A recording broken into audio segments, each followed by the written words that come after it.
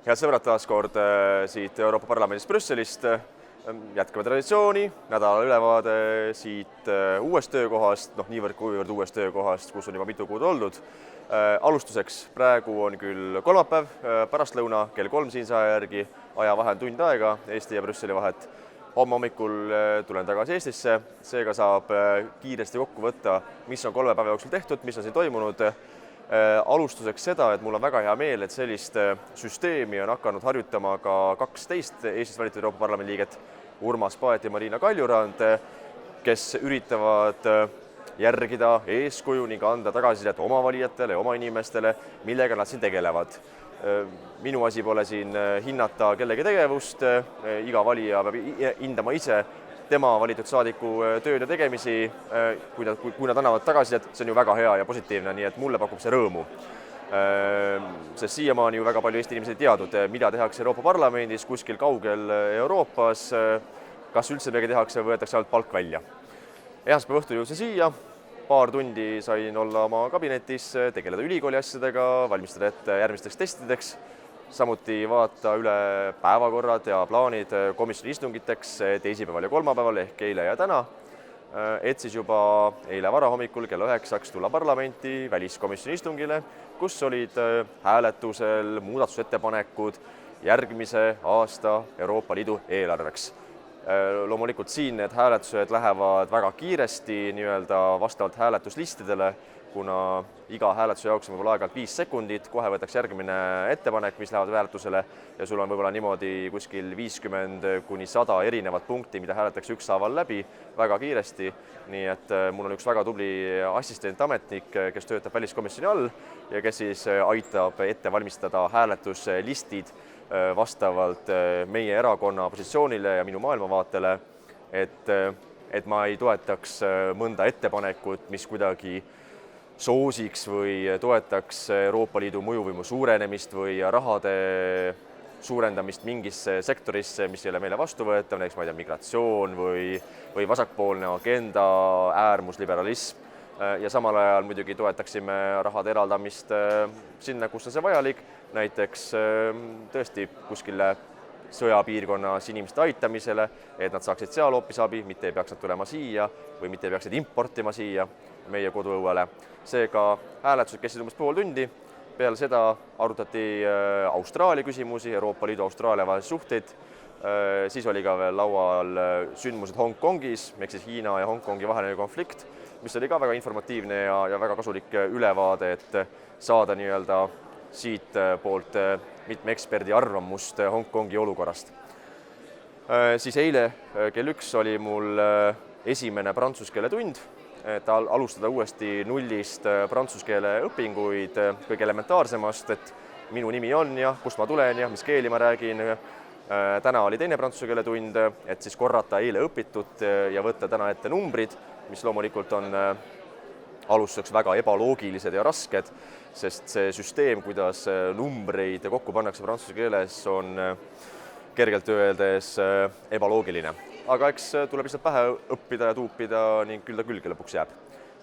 Samal ajal on saanud ka tegeleda siin ülikooli asjadega, kodutööd hakkavad vaikselt kuhjuma, järgmise aja lõpuks on vaja terve ports neid valmis saada, et ei ületaks tähtaega ning nii need päevad on siin põhimõtteliselt möödunud. Mis veel oli huvitavat, täna tsiviilõiguste komisjonis, kus ma olen asendusliige, oli jälle ühe Euroopa Komisjoni voliniku kandidaadi kuulamine. Need kuulamised kestavad nüüd järjest paar nädalat, kus iga voliniku kandidaat, kes on esitatud oma koduriigist, ühest Euroopa Liidu liikmesriigist, tuleb vastava komisjoni ette siis ettekannet pidama, küsimustele vastama, just sellesse komisjoni, millise portfelliga tema tegevus kõige rohkem kattub. Ehk siis täna tsiviilõiguste ja juriidilise komisjoni ühisistungil oli siis Belgia praegune kaitseminister, kes on esitatud Belgia poolt siis justiitsasjade voliniku kandidaadiks. See oli päris huvitav debatt seal, ma kuulasin neid küsimusi ja vastuseid. Siitpoolt kaastun soomlastele, kelle üks saadik Euroopa Parlamendis, kes on juba 3. koosseisu Euroopa Parlamenti valitud rohelist erakonna liikmena, Loomulikult küsis väga murettekitavaid küsimusi, et kas see volinikukandidaat, Belgia praegune kaitseminister, näeb probleemi selles, et mitmetes Euroopa Liidu liikmesriikides kuidagi piiratakse vähemuste õigusi, näiteks LGBT ja kõik muud sellised värvilised seltskonnad. Ja siis muidugi see vastus oli poliitkorrektne, et loomulikult me peame jälgima hoolikalt, et vähemuste õigusi rikutaks, nagu näiteks Poolas, kus tõesti väga tugev konservatiivne kristlik mõttemaailm lämmatab siis kõiki erinevaid vähemusi, kes on siis kas rohkem normaalsed või rohkem vähem normaalsed.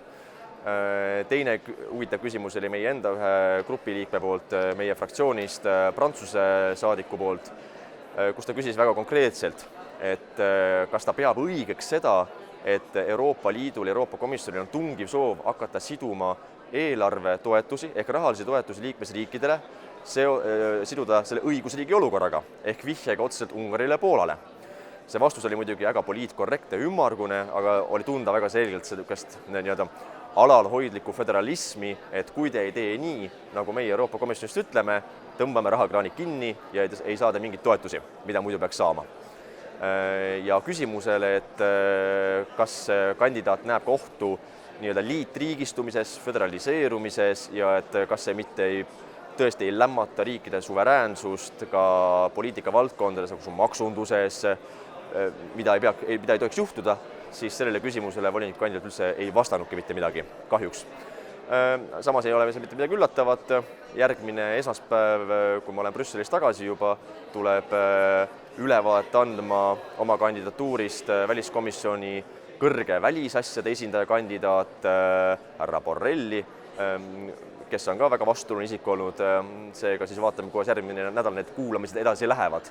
Ja lõpetuseks lihtsalt üks väikene ka koomiline asi.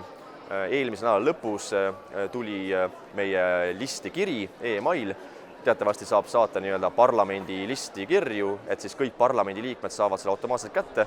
Tihti saadakse kirju, kui on üleskutse mingiteks algatusteks või pöördumisteks.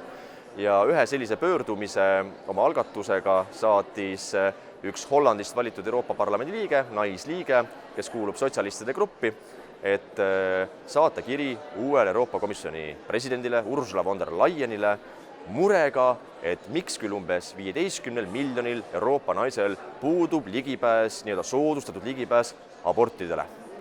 Mina siis vaatan seda kirja, seal rõhutakse küll inimväärikusele, inimõigustele, et kuidas ikkagi justkui abort on inimõigus, millele peab olema ligipääs igal naisel üle Euroopa Liidu, siis ma ei saatnud oma vastust e-maili teel kogu sellele listile ehk kõigile parlamendi liikmetele. Ma saatsin sellele väga lugupeetud ja austatud saadikule Hollandist isiklikult vastuse e-maili teel, et kas äkki peaks ka tegema kirja komisjoni presidendile Ursula von der Leyenile, et kutsuda üles ka kõikide inimelude kaitsele Euroopa Liidus, et kergekäeliselt ei lõpetataks ka sündimata laste elusid. Et kas ka see on tema arvates probleem, kui ta eelkõige on võtnud südameasjaks endale inimelude kaitse ja väärikuse ja inimõigused ja naiste õigused, et kas ka siis kõikide laste õigused elule on samaväärsed, sealhulgas ka sündimata laste väärtused. Ei tasu üllatuda, sellele vastust loomulikult viimase 4 päeva jooksul ei ole tulnud, aga ehk parem ongi. Seetõttu homme saab tagasi kodumaale, taas kohtumiseni ja nädala pärast jälle räägime, mis on toimunud järgmine nädal siin Euroopa Parlamendis. Adjö!